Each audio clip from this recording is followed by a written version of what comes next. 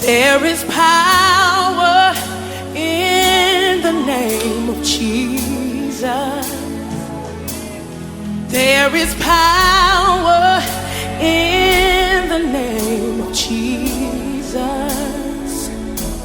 to break every chain, break every chain, break every chain.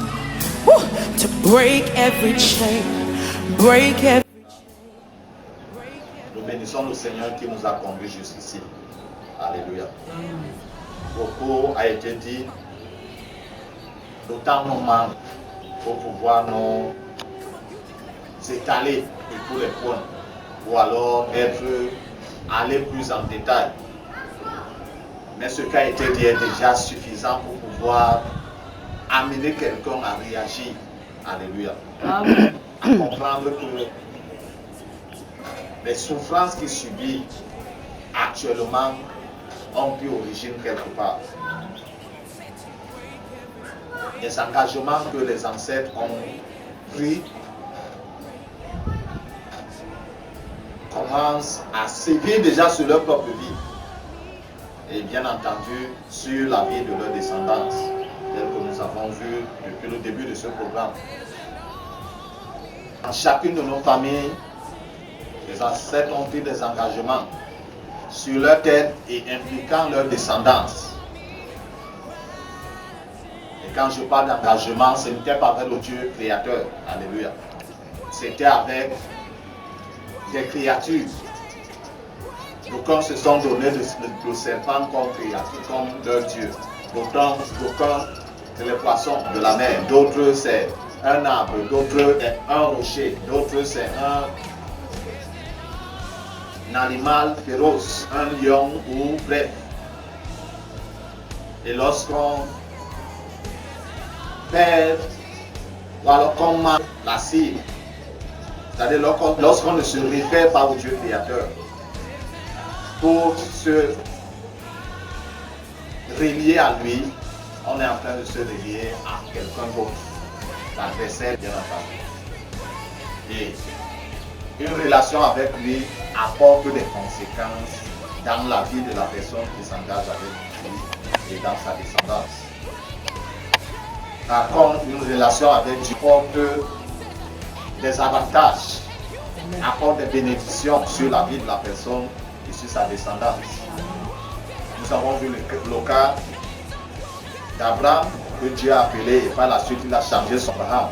Et de lui et sa descendance a coulé dans la bénédiction qui avait déjà commencé à se manifester sur Abraham. Nous voulons continuer et nous voulons lire dans le livre de la Genèse toujours, chapitre 25.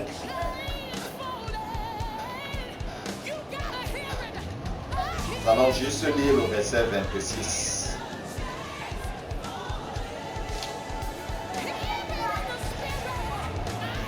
Genèse 25, verset 26. Dans ma version, il est écrit: ensuite sortait, dont la main tenait le talon d'Ésaü.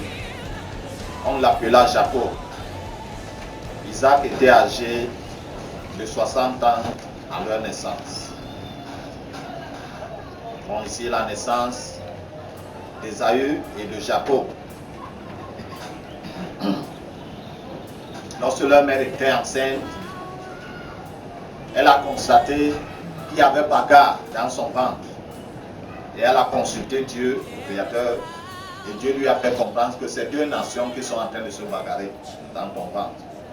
Et même en effet, le cadet sera seul à l'aîné. Et lorsque les enfants viennent en aide, il y a cette scène spectaculaire ou mystérieuse. Au fond, où l'aîné qui sort du sein maternel, il sort, mais lorsqu'il veut finir sa course, le cadet lui dit que tu ne sors pas, toi seul. Et le cadet Jacob le suit dans son talon. Et c'est pourquoi on lui a donné le nom de Jacob. Et la signification quelque part, c'est quelqu'un qui est un trompeur, un usurpateur. Alléluia. Et ce nom lui a joué bien des tours. Nous voulons ce soir nous orienter un peu sur les noms que nous portons. Alléluia. Jacob, on lui a donné le nom. Enfin, il n'y avait pas d'ancêtre. Je n'ose pas croire qu'il y avait un ancêtre qui portait ce nom. Mais son nom lui a joué lui-même des tours. Son nom l'a poussé à voler le droit d'aînesse de son grand frère. Et son nom encore l'a amené chez son nom. Et son nom a joué les tours sur lui-même.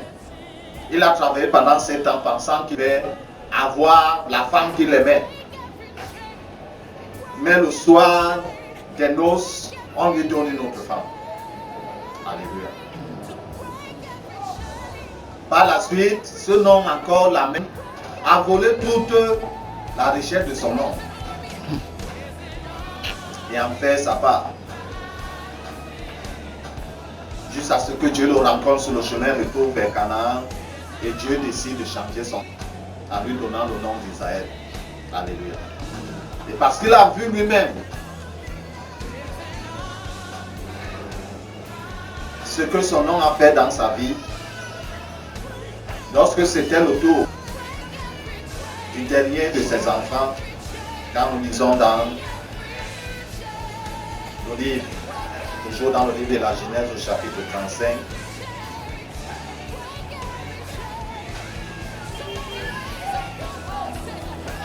Genèse 35 à partir du verset 16, nous lirons jusqu'au verset 18. Il partit de Bethel. Il y avait encore une certaine distance jusqu'à Ephrata, lorsque Rachel accoucha. Elle eut un accouchement pénible. Pendant les douleurs de l'accouchement, la sage-femme lui dit: n'aie pas peur, car tu as encore un fils. Alors qu'elle allait rendre l'âme, car elle était mourante, elle lui donna le nom de Ben-Oni. Mais son père l'appela Benjamin. Amen. Très rapidement, Jacob, qui était présent, a entendu le nom et bien entendu la signification, parce que tout nom comporte, tel que nous pouvons voir dans la Bible, a une signification. Donc la femme mourante, sa femme mourante, a donné à l'enfant, c'était fils de ma douleur. C'est pourquoi Jacob a réagi rapidement en donnant à son fils Benjamin. Il veut dire fils de la droite. Alléluia. Et plus loin, dans 1 Chronique,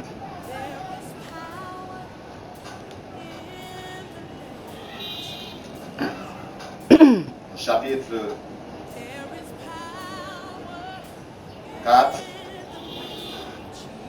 à partir du verset 9 jusqu'au verset 10. La Bible nous dit: Jabès fut plus honoré que ses frères. Sa mère l'avait appelé Jabès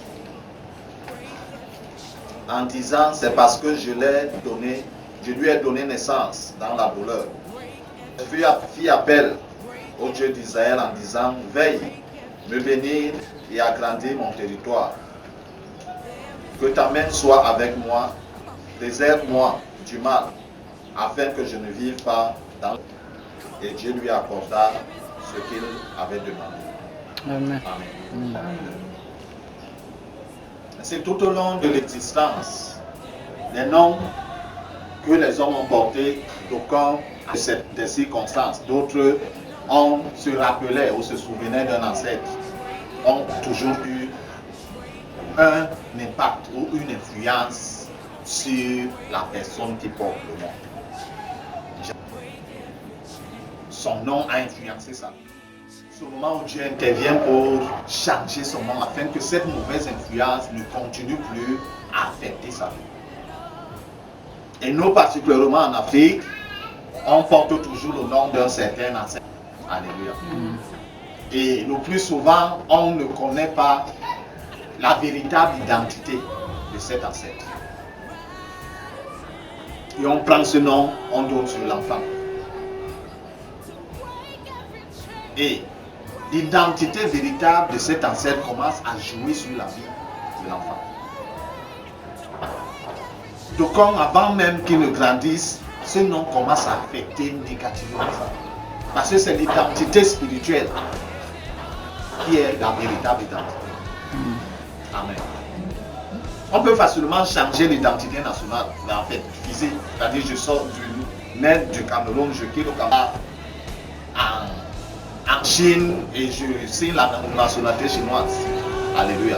Par contre, l'identité spirituelle est difficilement changeable. Il n'y a que Dieu qui puisse, quand on a une relation avec lui. En dehors de ça, les frontières naturelles, c'est de changer par notre identité. Donc, si un Africain qui est ici, part même en Espagne ou en Hollande, change de nationalité, c'est ce qui a été dit ici dans sa lignée ancestrale qui affecte sa vie. Alléluia. Et le nom que nous portons affecte, influence. Si donc c'est dont nous portons le nom avec une mauvaise identité spirituelle, cette mauvaise identité-là va influencer nos vies et va affecter négativement nos vies. Si l'on est conscient et honnête envers soi-même, on va regarder et voir que merde. Donc c'est comme ça que ma vie a été à cause de ce nom que j'ai porté. Donc souvent c'est les prénoms, d'autres souvent c'est tout le nom entier. Mais toujours est-il dit que l'héritage de cet ancêtre va affecter la personne. Et cet enfant va commencer à vivre l'histoire de cet ancêtre, bien entendu l'histoire négative. Si cet ancêtre, c'était que tout le monde l'aurait, même s'il fait du bien n'importe comment, c'est ça que même en classe, peut-être qu'il est plus brillant, plus intelligent que ses camarades de classe. Quand il montre à ses camarades de classe, eux ils réussissent, lui il échoue. Pourquoi? Parce que c'est ce qui agissait sur cette qui affecte l'enfant. En plus de ces décrets qui ont pu être prononcés, il va constater que malgré tout le bien qu'il fait, c'est le mal qui lui revient. Il va constater que malgré tous les efforts qu'il fait pour s'épanouir, c'est l'échec qui vient. À cause du nom que l'on porte. J'ai dit tout au long de l'an qu'il y a des gardiens coutumiers vivant dans nos familles, peu importe son âge. S'il est petit, il a quand même un encadreur plus grand qui l'encadre dans le travail qu'il doit faire. S'il est grand, il est déjà acquis dans le travail, qui veille à ce que les décrets qui ont été prononcés sévissent. Le plus souvent dans des rencontres familiales, quelquefois on a congrès au village, on court. C'est le moment de bilan où les ancêtres, c'est eux qui organisent. Ils s'asseyent d'abord et les vivants viennent pour donner le bilan. Comment les choses, les décrets se sont appliqués sur la vie des descendants tout au long de l'année. Et bien entendu, si le bilan est mauvais, ils ont à rendre compte. Il y a des sanctions, des punitions. Et de nos jours, c'est vrai, je ne vais pas dire que tous ceux qui meurent de manière mystique, mais à plus de 90% de nos jours, ceux qui meurent, c'est le décès. Il y a certaines familles où on sait qu'au cours d'une année, sur 12 mois, on acquiert au moins 12 personnes. Il y a certaines familles où on sait que non. Nous savons que dès que le mois de juin arrive, on a quelqu'un à enterrer. Pourquoi? Parce que les décrets ont été prononcés. Et il y a d'aucuns qui veillent à ce que ces décrets s'appliquent sur la vie des autres. Et ces gens sont apparemment, on ne peut pas les soupçonner. Parce que ce qui leur est dit dans leur royaume, c'est qu'ils puissent faire tout ce qui est à leur possible pour cacher leur identité. C'est souvent la personne vers laquelle on court le plus souvent. Elle est prête à aider, elle est prête à manifester sa disponibilité. Mais pourtant, c'est à la personne que tu parles. Ouvrir tout ton cœur. C'est cette personne-là qui est en train de déstabiliser ta vie d'enfant. Donc, on peut être bien aisé, d'autres même s'il n'est pas bien aisé. Mais tout de même, sa disponibilité fait à ce qu'on vienne.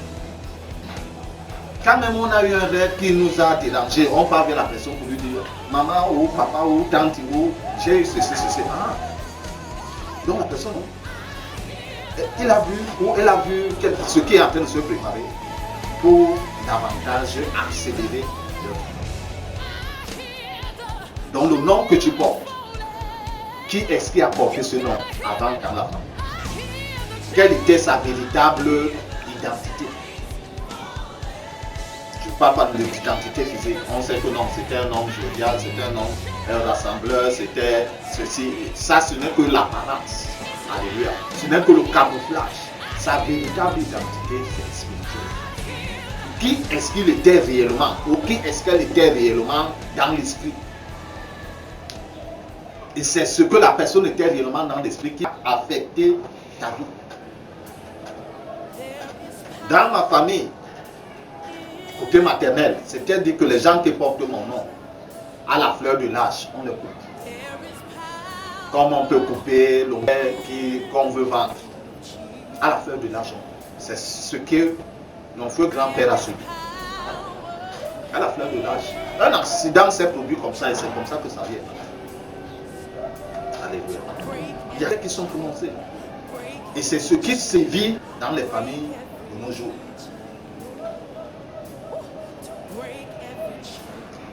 Au vu de tout ceci, nous devons, comme je disais, nous révolter. Déjà, avant de donner le nom à un enfant, il faut véritablement vérifier si ce nom-là ne va pas affecter l'enfant négativement. Est-ce qui a porté ce nom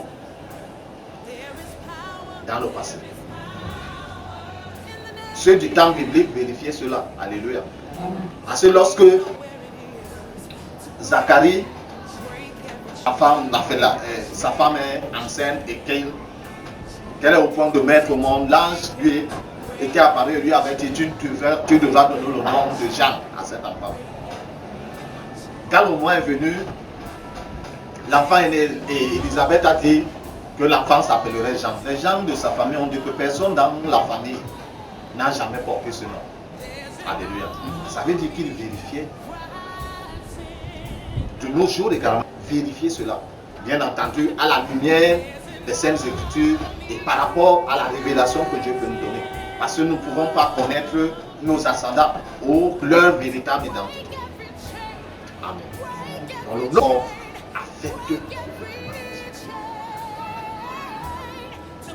Amen. Je voudrais également parler ce soir, brosser brièvement par rapport au rêve.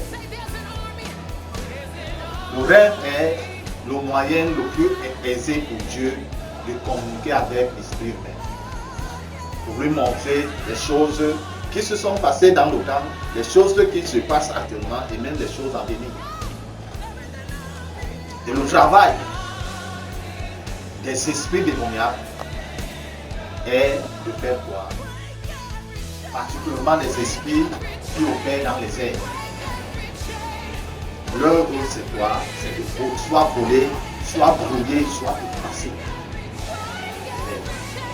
Par contre, Dieu, dans son souci d'éclairer l'être humain, dans son souci même de préserver l'être humain, il passe par les rêves pour pouvoir nous montrer des choses, pour pouvoir nous dévoiler des choses. Et ces esprits donc, qui savent comprendre le rêve, et qui savent également que si tu as vu quelque chose, que ce soit positif ou négatif, dans les rêves, c'est déjà comme un atout. Et si c'est que ce soit contre toi, que ce soit contre une personne que tu connais, c'est déjà un échec de leur côté. Si c'est positif, ça va se matérialiser. Donc quelquefois ils réussissent à voler. Au moment où tu te réveilles le matin, tu sens quand même que tu as rêvé, mais tu ne retrouves plus. Quelquefois ils brouillent. Ils prennent la fin du rêve, ils amènent au début, le début, ils amènent à la fin, ils brouillent tout. Et il y a malheureusement des gens qui, depuis leur naissance jusqu'à un certain âge, ils disent qu'ils ne rêvent pas. Non pas qu'ils ne rêvent pas, mais parce que ces esprits se sont rassurés, se sont assiégés le domaine des rêves pour le couper. Et toute personne qui est coupée des informations, c'est une personne qui est vouée à l'échec. Parce que tu ne sauras pas d'où le vent vient. Pour les citer. Et ce domaine doit être pris très au sérieux par toute personne qui veut avancer dans sa marche avec Dieu. Pour que Dieu puisse évoluer de niveau à une autre dimension avec la personne qui va commencer. C'est pourquoi même les enfants rêvent. Alléluia. Même les personnes qui n'ont aucune relation concrète avec Dieu rêvent. À combien plus forte raison quelqu'un qui est devenu enfant de Dieu, automatiquement tu devrais avoir des informations sur ta propre vie, mais également sur ceux de ton entourage. Et ce domaine est très combattu. Pour maintenir l'être humain dans l'obscurité, l'eau limitée par rapport aux éclairages de Dieu. Alléluia. Ceux-ci sont soutenus par les esprits ancestraux.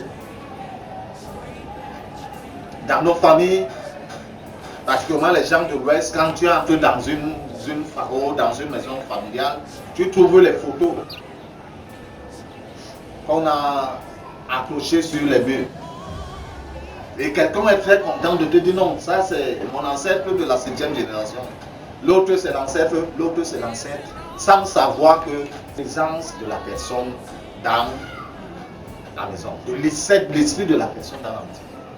C'est pourquoi quand les gens vont chez le marabout pour faire du mal à quelqu'un, le marabout demande quoi? La photo ou un appartenant à la personne. Et leur photo dans la maison, c'est la représentation, leur représentation dans la maison.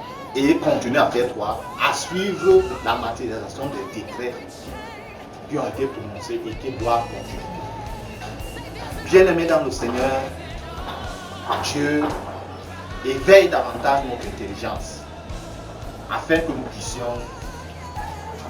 connaître et comprendre que ce que nous subissons en tant qu'être humain ne viennent pas loin. Ne viennent pas de loin.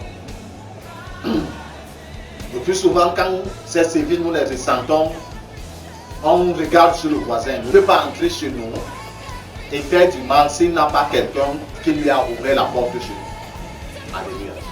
Quelqu'un, comme on parle des femmes là, quelqu'un ne peut pas vendre l'autre qui n'est pas de sa famille aux femmes là, dans les femmes là, si cette famille là ne lui a pas ouvert la porte. Il n'a pas eu un accord avec nous. Et ces gens là ont évolué dans ces accords afin qu'il y ait facilement qu'ils puissent faire des victimes. Notre qui nous a été dit jusqu'ici, Dieu éclaire notre intelligence. Il éveille notre esprit afin que nous puissions nous lever, soutenus par lui, afin de dénoncer ces choses et d'appeler sa main de secours qui intervienne dans nos situations. Et bien entendu, commençant par moi, il le fera également dans notre famille. Que le Seigneur bénisse sa sainte parole dans nos cœurs, mais surtout que nous puissions la garder, que nous puissions la mettre en pratique. Dieu de gloire, Père Tout-Puissant, nous te bénissons et nous célébrons ton nom. Merci pour cette parole que tu nous as encore faite. Père éternel, notre Dieu, pour cette personne qui disposera les minutes de son temps, ô Dieu, pour suivre cette vidéo éternelle. Que ta main toute puissante est notre de ces temps pour secourir sa vie au nom de Jésus de Nazareth. Ô Père éternel, notre Dieu, pour intervenir en sa faveur, ô Dieu, quelle que soit l'emprise qu'avaient les esprits ancestraux sur sa vie. Ô Père éternel, notre Dieu, quelle que soit l'emprise qu'avaient les esprits démoniaques sur sa vie, que ta main toute puissante brise cette emprise au nom de Jésus de Nazareth. Pour apporter, Père éternel, notre Dieu, l'affranchissement éternel, pour apporter la libération éternelle, notre Dieu, et pour, ô Père éternel, introduire cette personne dans ton plan parfait. Au nom de Jésus-Christ. In the name we know where it is to break every chain. Break every chain. Come on, say it to break every chain. Break every chain.